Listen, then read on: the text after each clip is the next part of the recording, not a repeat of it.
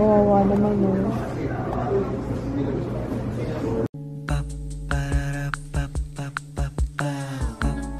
This is my family. Hindi ko alam kung ano nangyayari. Sobrang lamig. Lamig-lamig, sinarado ko na yung pintuan sa balcony kasi pumapasok yung ang lakas pa man din ng hangin sa lamig.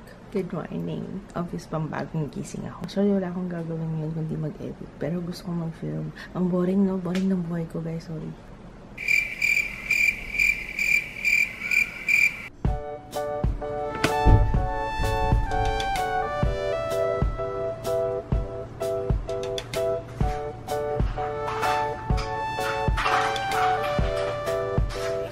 Oh my goodness! Nagme-makeup yung anak mo. Nagbe-beauty blender. Nagbe-beauty blender dito, oh. Alam ko para saan to, mama.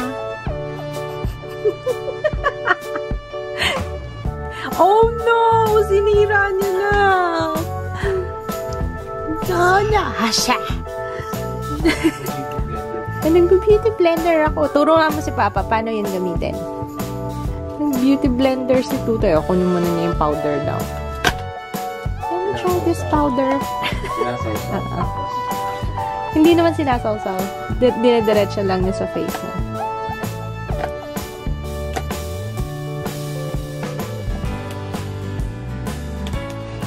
Oh, marunong magbukas. Pinunit mo na si Liza Soberano.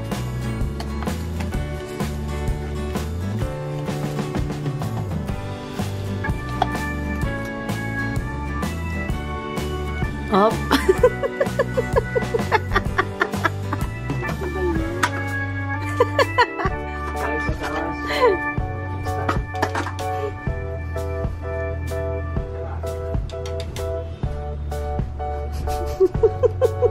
Akin na nga yan. Ikaw talaga. Nakakatawa lang panoorin eh. Bakit naman? Diba, no, Ju? Supportahan kita kahit ano man. Aha! Aba! Lamig. Saan galing? Lamig? Saan galing? Ha? Saan ka galing? Hi! Wawa naman si Papa. Masakit yung tiyan. Ako! Si Papa mo masakit yung tiyan. Oo, masakit ulo ko. Masakit ulo mo? Halika dito. Yung mga pasyente ko magsama-sama dito sa baba. Baba dito yung mga pasyente ko, bubugbugin ko kayong lahat. Yay! Alis ka na! Alis ka na! Inayos ko lang yung damit niya eh. Nahiga na, ay naupo na dun oh. Love! Love! Wawa! Wawa, Papa! Hindi ka kasama, kami lang ni Papa. Gaya pa ako. Wagin mo. Ayan.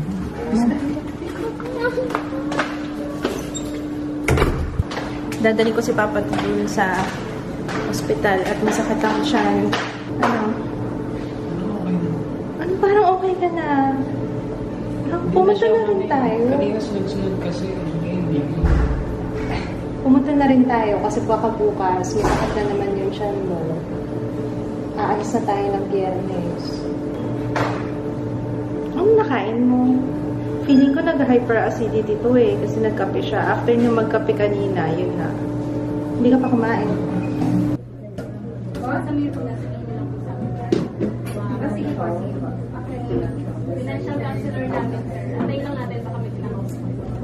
Dito pa kami guys sa ER.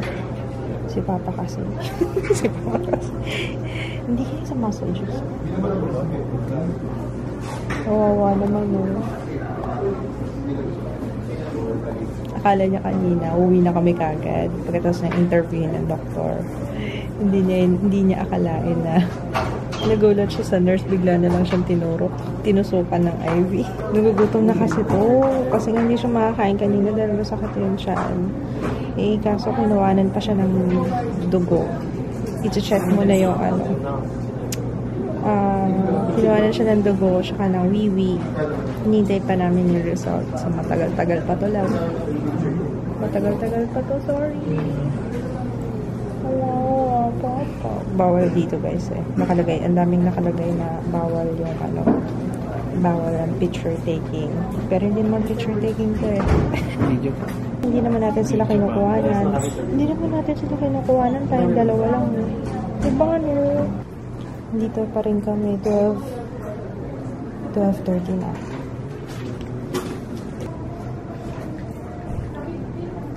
Ganda ko pag dito nag-vlog ngayon.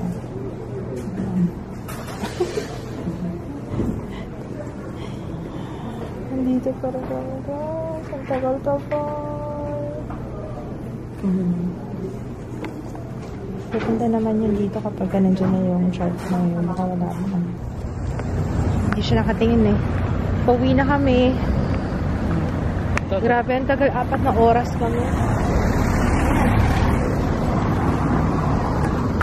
Province na ito.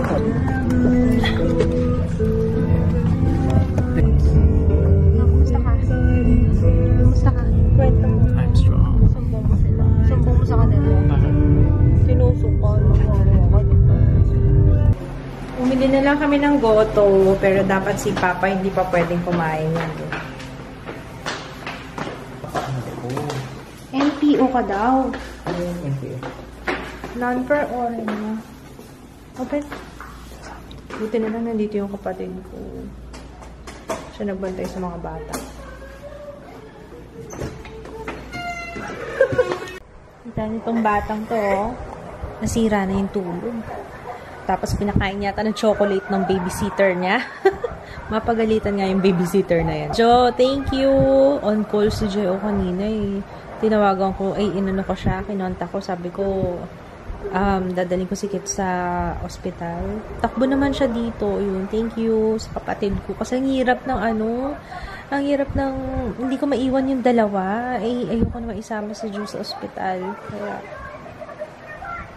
ayun. Papa, kumusta ka? Kumusta ka? Nene. Hindi rin siya nabigyan ng diagnosis. Binigyan lang siya ng Buscopan tsaka ng omeprazole. Yun. Ngayon, okay ka na? Wala ka na napipil? Lalambot ko. Ito. Ha? Gutom ka pa? Kasi kinain lang niya lugaw. Alis na kami bukas tapos ito, nagkasakit pa si Papa. Kaya, ay, nako, Papa, pagaling ka na. Hindi pa ako nakakapag-impake. Patulugin ko lang to si Tutoy, tapos mag-i-impake na ako. Sa tagal namin dun sa ospital kanina, nakapaglista ako ng mga dadalhin. Hindi ko alam kung makakapag-impake pa ako ngayon or matutulog na ako kasi medyo inaantok na ako. May meeting ako tomorrow eh. So, hindi ko alam. Feeling ko kailangan ko i-cancel yung meeting ko tomorrow. Kasi ayoko rin iwanan si Kits kasi kailangan ko rin siyang bantayan. Kasi mamaya sumakit na naman yung tiyan niya. May mga araw talagang ganito, no? Parang, ang dami ko pang kailangan gawin. Medyo ngarag na kasi nga alis na kami. Tapos, si Kits nagkasakit. Tapos, akala ko matatapos ko. Bale, alam niyo sometimes, parang masyado kong pinupush yung sarili ko na matatapos ko lahat. Parang unrealistic na minsan. Pero, anyway, natutulog na lang siguro ako. Bukas ako mag-iimpake. Good night, guys. Pasensya na kayo. Laging maiksi yung vlog lately. Hayaan nyo, pagdating natin sa Davao, habaan ko yung vlog, okay? Mauumay kayo sa pagmumukha namin. Buti na lang kahit papano, medyo okay na si Kits ngayon. Hindi na sumasakit yung tiyan niya. Pero sana hanggang tomorrow. So, yun lang. Yun lang yung wish ko. And thank you pala sa lahat thank you sa lahat ng mga well wishes nyo kanina dun sa post ko sa Facebook siya sa Instagram. Thank you guys. Maraming salamat. Medyo okay naman na si Kit, so wala naman ang dapat ikaw worry. Ako lang medyo nag-worry ako kasi nga mabiyahe kami, kaya medyo nakakaba kapag biglang nagkasakit, diba? So, feeling ko sa niya kasi meron siyang peptic ulcer. Siguro mga 6 years ago, ganyan. Nagkaroon siyang peptic ulcer. Ewan ko, feeling ko dahil doon talaga. Okay, good night guys. See you tomorrow. Good night. Bye.